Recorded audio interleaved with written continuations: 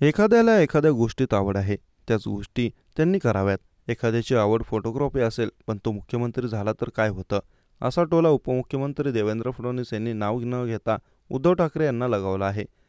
भाजप आमदार अमित साटम यांच्या उडान या पुस्तक प्रकाशन सोहळ्याला उपमुख्यमंत्री देवेंद्र फडणवीस उपस्थित होते. यावेळी त्यांनी राजकारणावरही भाष्य केलं.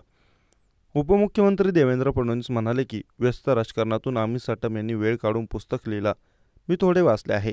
नवी पिढीला दिशा देण्याचे काम पुस्तकातून केले आहे. आमदार अमित साटम हे आक्रमक राजकारणी आहेत. राजकारण सोडून शांत आणि संयमी व्यक्ती म्हणून अमित साटम प्रसिद्ध आहेत. के श्रीकांत हे ज्याचे आवडते फलंदाज असतील ते आक्रमक असणारच. ज्याविषयीची पूर्ण माहिती असते त्या आमदारांमध्ये अमित साटम यांचे नाव येते. अनेक आमदार फक्त व्हिडिओ बनवण्यासाठी बोलतात.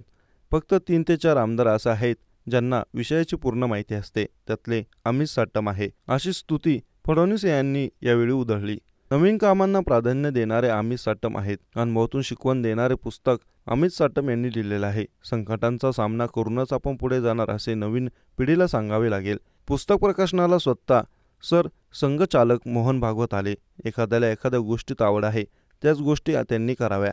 एखाद्याची आवड फोटोग्राफी असेल, पण तो मुख्यमंत्री झाला तर काय होतं? असा टोला देवेंद्र फडणवीस यांनी नाव न घेता उद्धव ठाकरे यांना लगावला.